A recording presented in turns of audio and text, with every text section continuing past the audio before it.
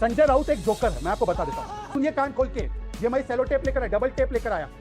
कि शरद पवार जी के रिश्ते संजय राउत जी से गुरु और शिष्य के कौन सा? कि वफाना रासाई कव्वाली। तुझे ओ हर जाई। गुरु चेला का रिश्ता नहीं है, गुरु घंटाल है। कांग्रेस का गुरु घंटाल दिल्ली में है। इतनी छोटी सी बात तो है। उद्धव जी महासागर मानते हैं क्या बीजेपी?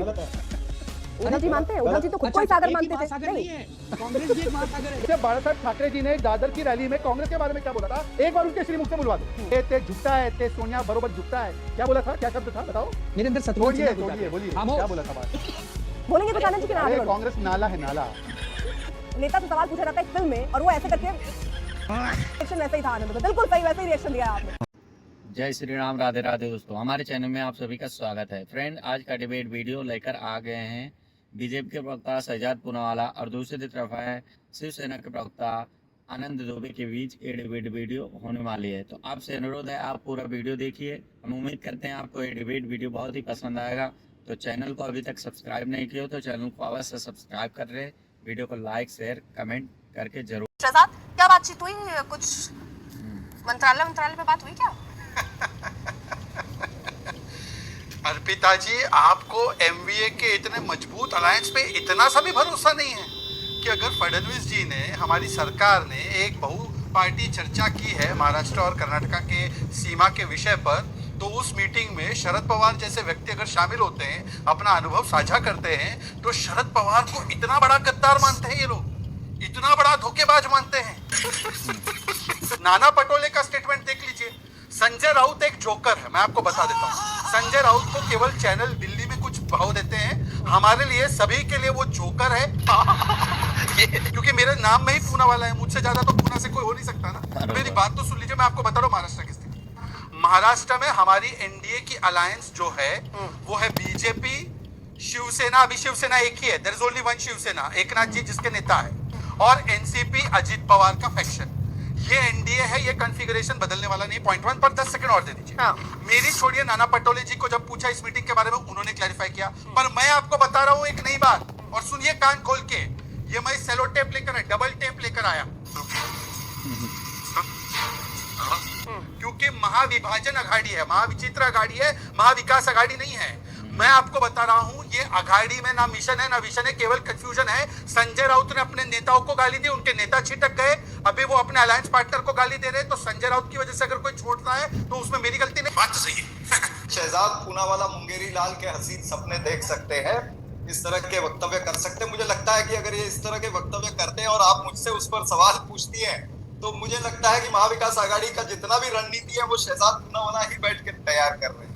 जहां तक आदरणीय पवार साहब का सवाल है, आदरणीय पवार साहब महाराष्ट्र के ही नहीं बल्कि पूरे भारतीय लोकतंत्र प्रणाली के एक बड़े नेता हैं, और भारतीय लोकतंत्र प्रणाली के बड़े नेता होने के कारण वो मिल सकते हैं। और शशिकांत शिंदे जो उनकी पार्टी के अध्यक्ष है महाराष्ट्र के, आपने खुद उनकी स्टेटमेंट दिखा दी है, अभी उनकी प्रवक्ता पैनल पर बैठी है, उसने खुद स्पष्टीकरण दे दिया है। उसके बाद मुझे स्पष्टीकरण देना ये मुझे कुछ उचित नहीं लगता है।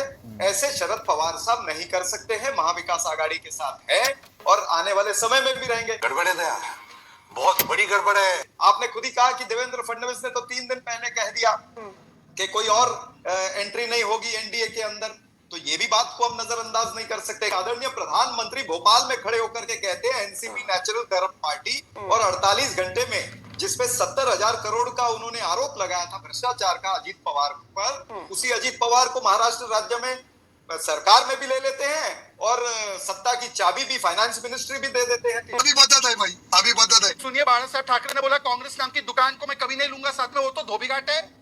वो बोलो, आनंद जी को पूछिए 370 पर क्या स्टैंड है भाई, सावरकर जी पर क्या स्टैंड है, चरणजीत का और आनंद जी का, जरा पूछे जरा। देखिए, राजनीति संभावनाओं का खेल है। कांग्रेस और बीजेपी एक साथ आ सकते हैं, उसमें थोड़ा सा संदेह है।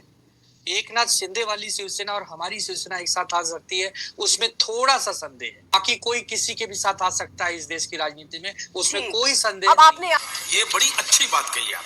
ये राजनीति संभावनाओं का खेल है। कुछ दलों को छोड़ दें तो कोई भी दल किसी भी दल के साथ जा सकती है, जब शिवसेना हमारी कांग्रेस के साथ जा सकती है, जब भारतीय जनता पार्टी पीडीपी के साथ जा सकती है, जब बीजेपी टीडीपी के साथ जा सकती है, जब चक्की पीसिंग वाली अजीत दादा की पार्टी बीजेपी के साथ जा सकती है, तो कोई किसी के साथ जा सकता है। अभी हमारी बहन एनसीपी ने कहा कि शरद पवार जी के रिश्ते संजय राउत जी से गुरु और शिष्य के हैं। तो एक शिष्य ने जब देखा कि मेरा इतना प्यारा गुरु मेरे एक दुश्मन के केबिन में बैठा है, तो उन्होंने आलोचना की। राजनीति में आप आलोचना जितने करना, मीठी चाशनी से बात कर रहे सराहना हैं, करना, संजय राउत को भी उतना ये सिखा अच्छी देते बात। सर, इतना बढ़िया मीठा मीठा आप बोल रहे हैं। संजय राउत को भी सिखा दीजिए थोड़ा सा। मैं मेरे प्यारे शहजाद को नहीं सिखा अरे पाया। शहजाद तो दूर है थोड़ा संजय राउत आपसे, को ये तो आपके साथ के, ये तो आपकी पार्टी के भाई। आप अपनी पार्टी तो आप बीजेपी को सुधारने चल गए, उनको मीठा करने की क्यों वो मीठा मीठा बोले। अरे पहले संजय राउत जी को सिखा लेते। बीजेपी कहती है मैं तो हूँ सबका, मेरा न कोई, मेरे लिए कोई आंख न रोई। बीजेपी तो इतनी प्यारी पार्टी है। विनोद तावड़े जी जयंत पाटिल से मुलाकात कर रहे हैं, आप ही लोगों के चैनल ने दिखाया। आज हम देख रहे हैं कि एकनाथ शिंदे जी के केबिन में शरद पवार साहब मीटिंग कर रहे हैं। ये संजोग है कि प्रयोग है कि कोई उपयोग है, ये क्या है हम तो नहीं जानते।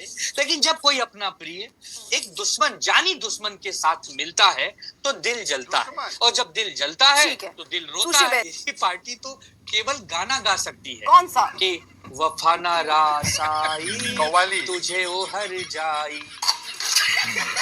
देखिए, कोई गुरु चेला का रिश्ता नहीं है, गुरु घंटाल है। कांग्रेस का गुरु घंटाल दिल्ली में है और उद्धव सेना का गुरु घंटाल मुंबई में है। और ये गुरु घंटालों ने मिलके अपने अलायंस पार्टनर को ऐसे बना दिया है, लेफ्ट कांग्रेस को गाली देती, जेएमएम कांग्रेस को गाली देती है, जो उद्धव सेना गाली देती है, किस प्रकार से आरजेडी गाली देती है, समाजवादी पार्टी सीट से लड़ती है। कंट्रोल।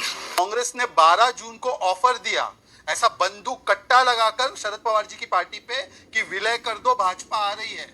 तो 13 और 14 जून को शरद पवार की पार्टी के ऑफिशियल स्टेटमेंट आए कि हम विलय नहीं करेंगे।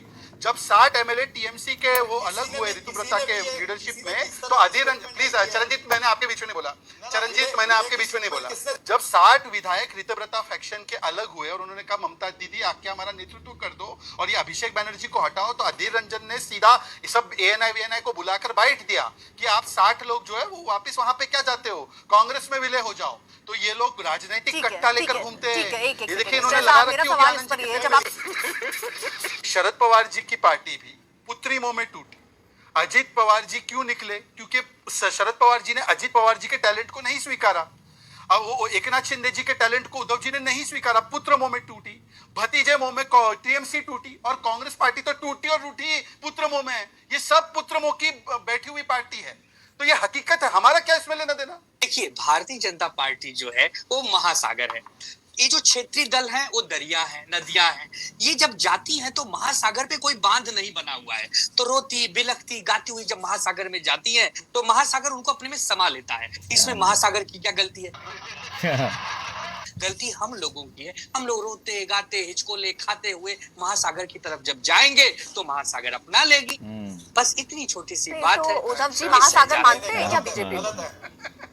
उद्धव जी मानते हैं? उद्धव जी तो खुद को ही सागर मानते थे। महासागर नहीं है, कांग्रेस भी एक महासागर है, कांग्रेस भी एक महासागर है, लोग उसमें भी जाती है। नाला।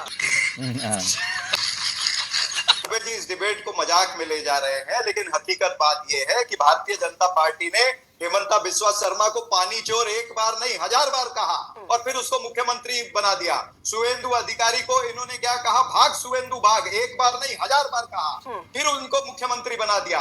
और फिर नारायण राणे को भ्रष्टाचारी कहा, अजित पवार को 70,000 करोड़ और चक्की पीसिंग, हसन मुशर्रफ, प्रताप सरनायक, ऐसे एक नहीं अनेक सारे नेताओं को वॉशिंग मशीन में लेते हैं, कमल डिटर्जेंट से उसको धो करके बाहर निकालते हैं, फिर उस पे कोई इल्जाम नहीं था।